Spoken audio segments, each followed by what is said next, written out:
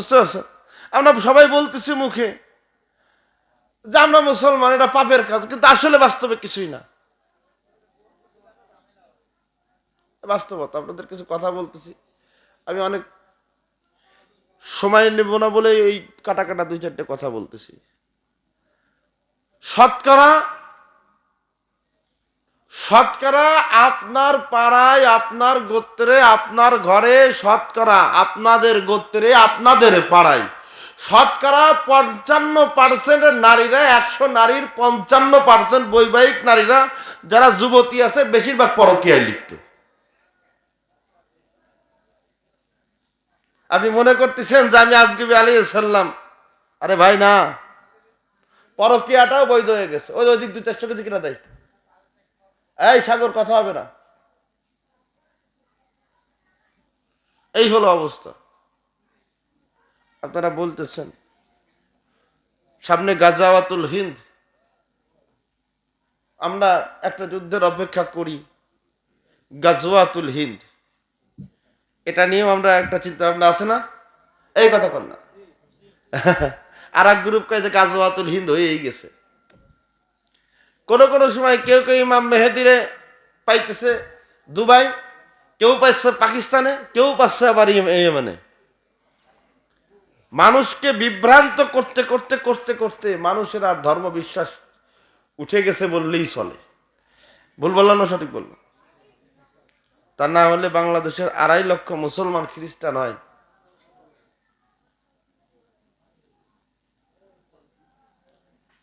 কথা বুঝছেন? তা আপনাদের কি ওয়াজ করব, কি শোনাবো? শুধু এতটুকুই বলবো, লাইলাতুল বারাত, লাইলাতুল নিসফি মিন শাবান, এই মাসে আপনারা নামাজ রোজা করবেন। এক গ্রুপ ফতোয়া দিয়ে দিল মেরাজের রাতে রোজা রাখলে বেদাত হবে, গুনাহ হবে। আচ্ছা, এটা কি ওর উপর ওহী নাজিল হইছে? কথা বলেন।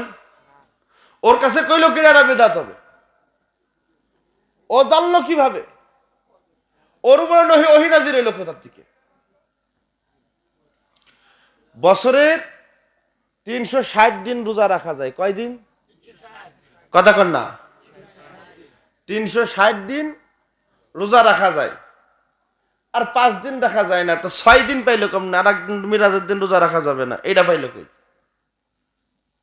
এই হলো আপনার আমার ইমানের অবস্থা, এই হলো বাংলাদেশের ইসলামের অবস্থা, এই হলো দিন ইসলামের অবস্থা, এই হলো আপনার আমার অবস্থা। এই জন্য ভাইয়েরা আমার, আপনাদেরকে বলবো লাইলাতুল বারাতে আপনারা হালুয়া খান, গোস্ত খান, পোলাও খান, বিরিয়ানি খান, ইবাদত বন্দিও করেন, সব খাবেন। আল্লাহর জন্য আল্লাহ যা জায়েজ করছে সব ঘটা করে খাবেন, খাওয়াবেন, আর নফল ইবাদত করবেন। করবেন তো ইনশাল্লাহ? হ্যাঁ, রোজাও রাখবেন, রোজা রাখবেন। আমাদের দেশে একসময় খুব আমল করতো মানুষ, তাতে কিছু ফায়দা পেত, ঠিক না? এখন আমল চুরি, দেখেন কত চুরি। ফজরটা ঠিক আছে, জোহরের নামাজের সময় 4 আর 2 6 রাকাত মাইনাস করে দিচ্ছে। কয় রাকাত? 4 আর 2 6 রাকাত গুনেন। আসরের 4 রাকাত মাইনাস করে ফেলাইছে।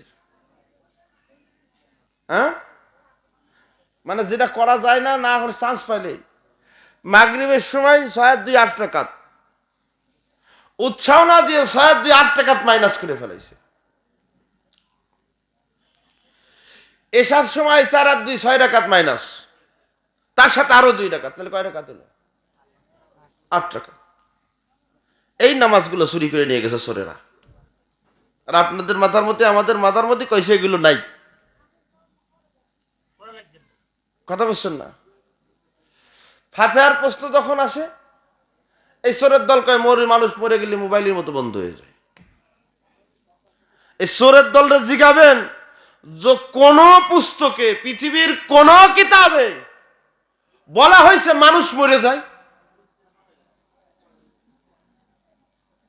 তাহলে জিজ্ঞাসা করেন, মানুষ মরে যায়, মানুষ মরে, এই উক্তিটা তো আমাদের না। আমাদের উক্তি হলো প্রত্যেকটা প্রাণী মৃত্যুর স্বাদ গ্রহণ করবে। এটা হলো আমাদের উক্তি। আমরা মরে যাব, প্রাণী মরে যাব, এই উক্তিটা মুসলমানের না। ম্যান ইজ মর্টার কারা কয়? এটা কি আমাদের কথা? কন না, মানুষ মাত্রই মরণশীল, এটা তো আমাদের কথা না। এটা তো আমাদের কথা না। আমাদের কথা হলো কুল্লু নাফসিন যায়িকাতুল মাউত। আমাদের কথা হলো এইটুকু যে প্রত্যেক প্রাণী মৃত্যুর স্বাদ কষ্ট ভোগ করবে। একজন মানুষ মারা গেলে কি হয়? আপনি মারা গেছেন, হয়তো আমি মারা গেছি। মারা যাওয়ার পরে আমি কিছু সময়ের জন্য ধরেন অজ্ঞান হয়ে আছি, মৃত্যুর যন্ত্রণায় অজ্ঞান হয়ে গেছি, তাই কিনা? এরপরে যদি বুঝতাম যে এরপরে ওই লোকটার আর তাজা হওয়ার কোনো সম্ভাবনা নেই, আর তাজা হবে না, কবরে দেওয়ার পরে আল্লাহ তাআলা তো ওই মানুষটার কাছে আল্লাহর বান্দা, আল্লাহর ফেরেশতাদের পাঠাবে, ঠিক কিনা? পাঠাবে কি পাঠাবে না? ফেরেশতাদের পাঠাবেন। এই আল্লাহর বান্দা যদি নেক হয়, নেককার বান্দা হয়, তাইলে নেককার বান্দা, তার কাছে প্রশ্ন আসবে, সে বুঝবে যে তার আহলে বাইত পরিবার পরিজনেরা চলে গেছে, আমি কবরের জগতে আছি। সে আল্লাহ তাআলার দেওয়া ইজ্জত, আল্লাহর দেওয়া সম্মান, আল্লাহর দেওয়া জান্নাতের হাওয়া সে গ্রহণ করতে থাকবে। সুবহানাল্লাহ বলবেন না? পক্ষান্তরে আর একজন, সেও কবরের জগতে যাবে। কবরের জগতে যাওয়ার পরে এই আল্লাহর বান্দা তার কৃত গুনার জন্য আযাব, শাস্তি ভোগ করতে থাকবে। কথা বুঝছেন না? সে মৃত্যুর স্বাদ গ্রহণ করে একটা স্তর থেকে, একটা জগৎ থেকে আর একটা জগতে চলে যাবে। যদি বলে মানুষ মরে গেছে, তাইলে এই জিনিসটা কবরের আযাব এবং পুরস্কার, এটা অস্বীকার করা। আর এরা তো মাঝে মধ্যে রসুলকেই মেরে ফেলাই, আল্লাহ রসুলকেও মেরে ফেলে। ভাই, এই হলো আপনার আমার ইসলাম। এই জন্য এদেশে যারা অলিয়া উলিয়ারা, পীর মাশায়েখগণ, যারা এদেশে ইসলাম এনেছেন, তারা কি আপনার আমার থেকে কম বুঝতো? আপনার আমার থেকে পড়াশোনা কম করছে? আমরা তো পড়াশোনা করিই নাই, বলা চলে আমরা তো পড়াশোনা করিই নাই। আমার আম্মা পোস্তু পড়তে পারে, এদেশে কয়টা মোল্লা পড়ে পোস্তু পড়তে? ফার্সি যেটারে বলে, আমার মা পড়তে পারে। আমার আম্মা একাধিক লাহানে তেলাওয়াত করতে পারে, আমরাও তো পারি না। এদেশে অনেক কারিরাই পারে না। আগেকার মানুষ, সুবহানাল্লাহ বলবেন না? এই যে পড়া, উর্দু ছিল আগে একটা সময়। যারা এই যে মুরব্বীদের সময়, যে সমস্ত মুরব্বী যারা আছে, এদের সময় জেনারেল লাইনের পড়াশোনাও ৭১-এর আগে পরে উর্দু অন্তর্ভুক্ত ছিল, পস্তু ছিল। আছে এখনো সেগুলো? কথা কয় না, নাই। তো এই জন্য পড়াশোনার মান, এখন অনেক অনুবাদ হচ্ছে, কিন্তু পড়াশোনার মান আগেই ভালো ছিল। এখন তো আর ছেলেপেলেরা ব্যাত খায় না, খায় ব্যাত খায় না। এখন এই যে বালক, আর কে জন্য বললো মোবাইল খাই, বলার একটা কথা কইছে, এই হলো অবস্থা। যাই হোক ভাইয়েরা আমার, আখেরি জামানায় ইমান রাখা কঠিন, আগুন হাতে রাখাটাই সহজ। আমরা সেই সময়ে আছি। ইমান রাখাটা কঠিন, আর আগুন হাতে রাখাটাই সহজ।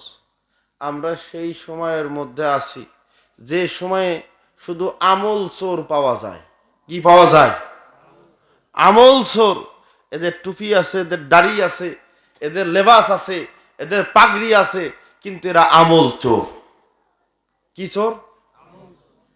আমল চোর। এই আমল চোরগুলো থেকে আপনারা সাবধান থাকবেন। আমি শবে বরাতের সময় আপনারা রোজা রাখবেন, মা খালারা রোজা রাখবেন। যে কোনো উপলক্ষেই হোক, মানুষ তো ইবাদত করতেছে, ঠিক কিনা? ইবাদত একটা হলো উজরত, আর একটা হলো কুরবত।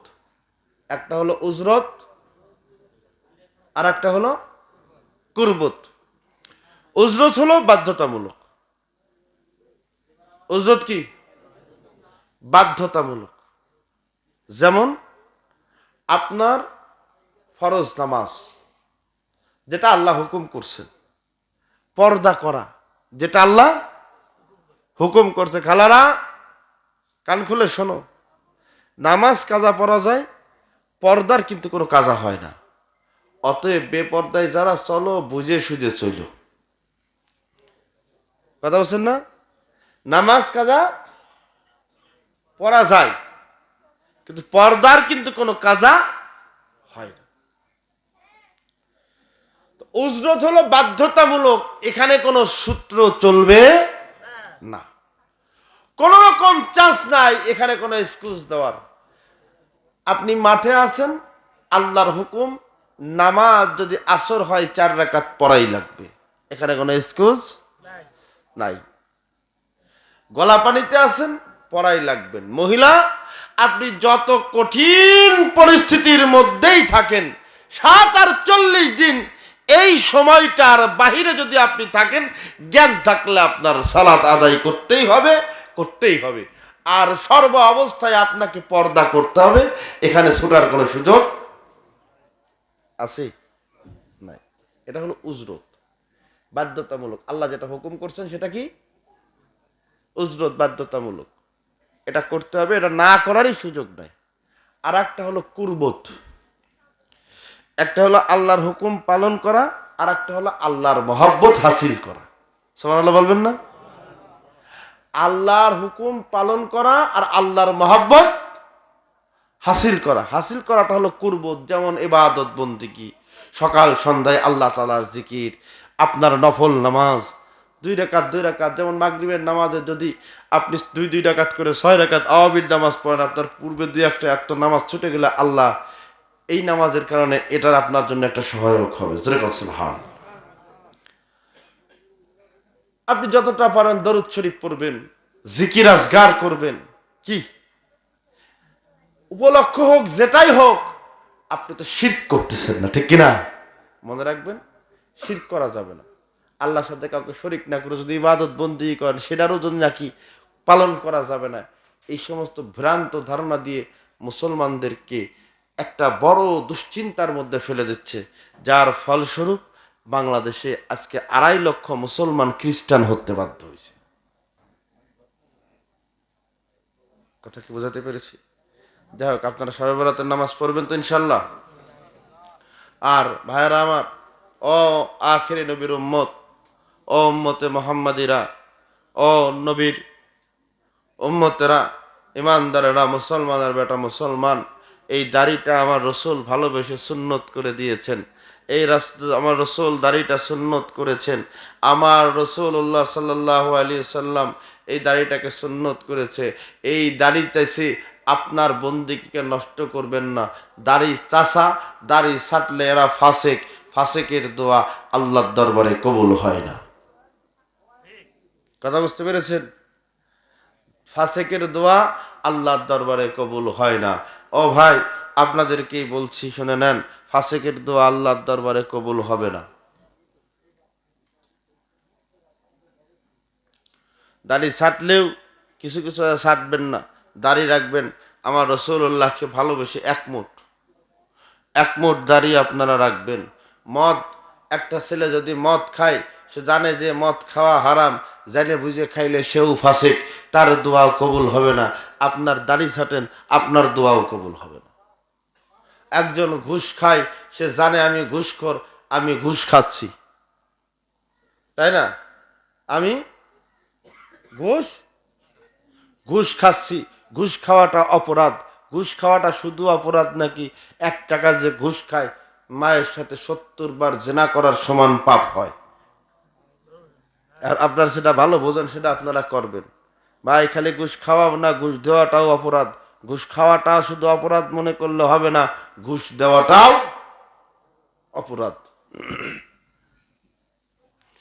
তবে কিছু বিষয় আছে, যেমন এই জিনিসটা আমার বৈধ, এটা আমার প্রাপ্য, এটা আমার হক, এই যে জায়গাটা কোনো অবস্থাতেই আমি ছুট হতে পারতেছি না। আছে না এমন সমস্যা পড়ে না মানুষ? হ্যাঁ, আছে না?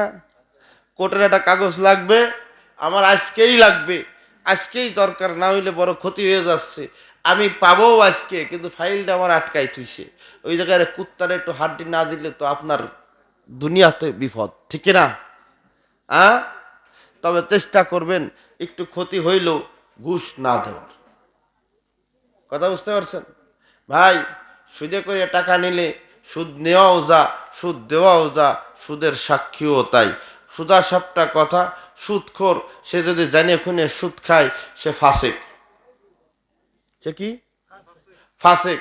একজন সুদখোর সুদের যত টাকা জীবন ভরে কামাই করছে সব টাকা বিনা সওয়াবের আশা করে মানুষের মধ্যে বিলায়া দিয়ে সে যদি তওবা পড়ে মালিকের দিকে ফিরে যায়, আমার আল্লাহ বলেন ফাস্তাজাবনা লাহু ওয়া নাজ্জাইনাহু মিনাল গাম ওয়া কাযালিকা নুনজিল মুমিনিন। জোরে বলেন আল্লাহু আকবার।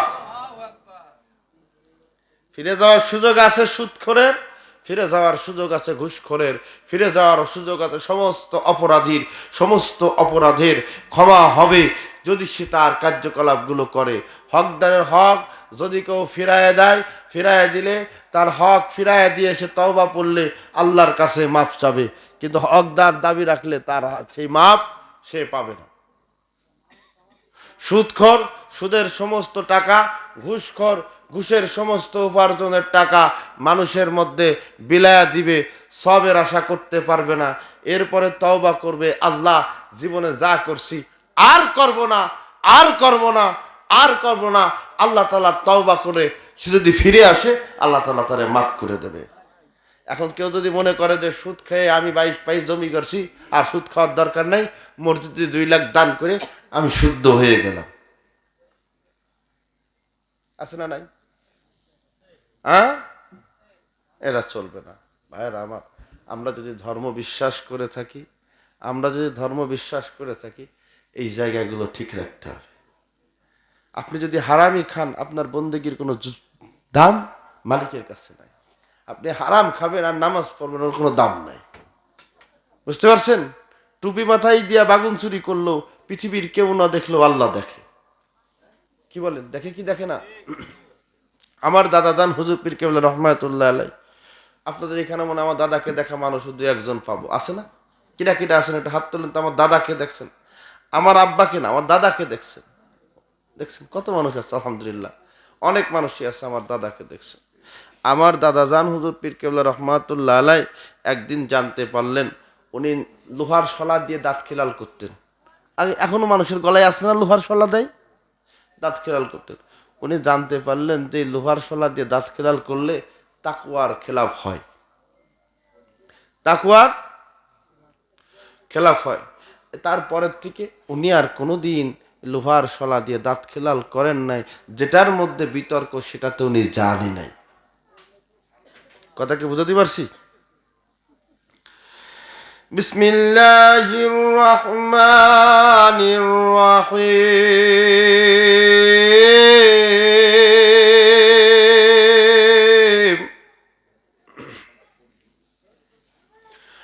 আলিফ লাম মিম।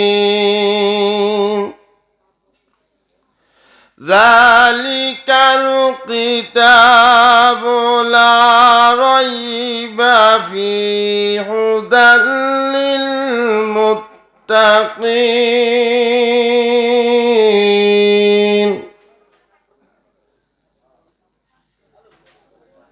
আল্লাহ তাআলা বলছেন যালিকাল কিতাবু লা রাইবা ফি, এটা এমন একটা কিতাব এতে কোনো সন্দেহ নাই।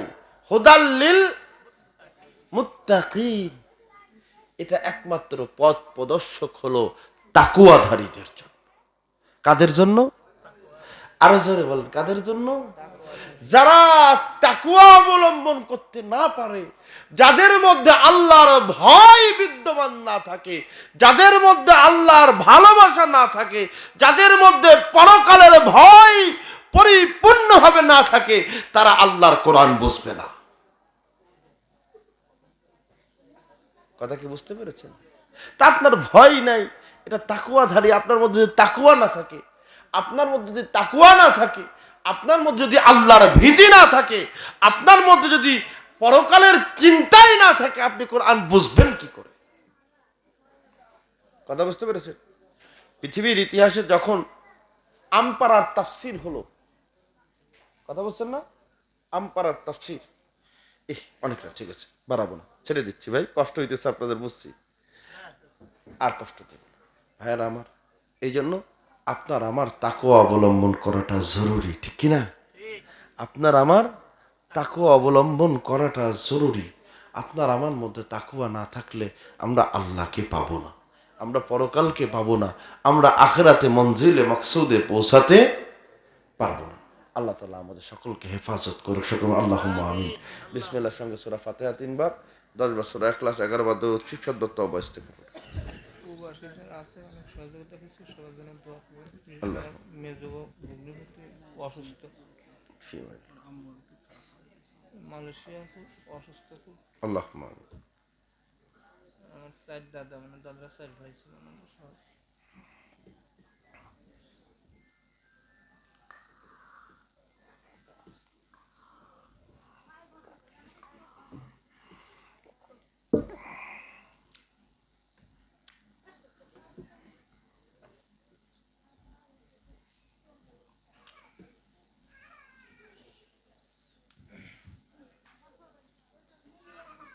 আমার এক চাষা কত কিছুদিন আগে দেখে করছে।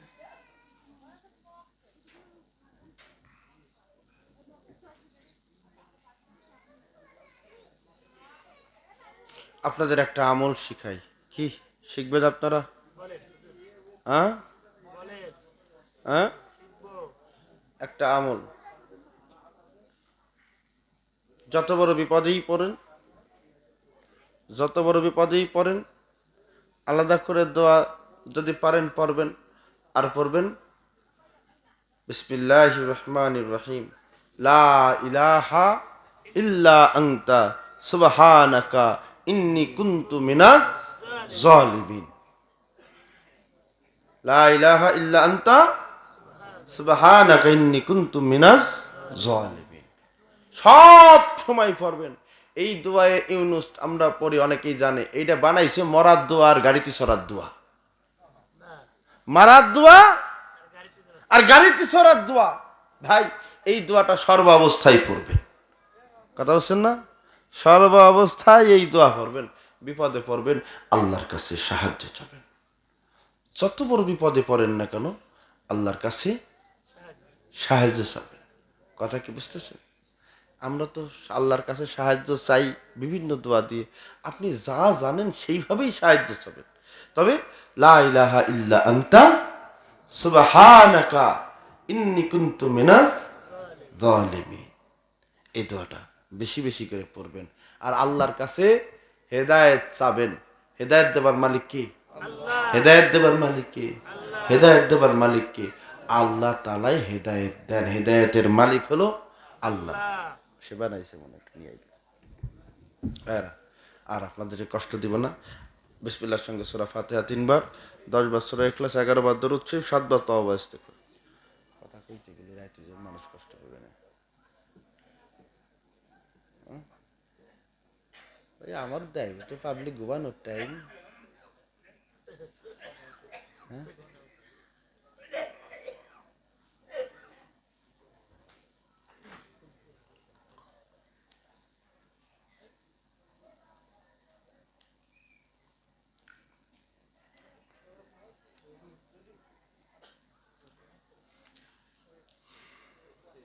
আপনারা তওবা পড়তে রাজি আছেন তো?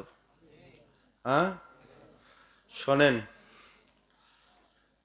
একটা হৃদ্যতার সিস্টেম ছিল এক সময়, পাগড়ি ধরে তওবা পড়া ছিল না?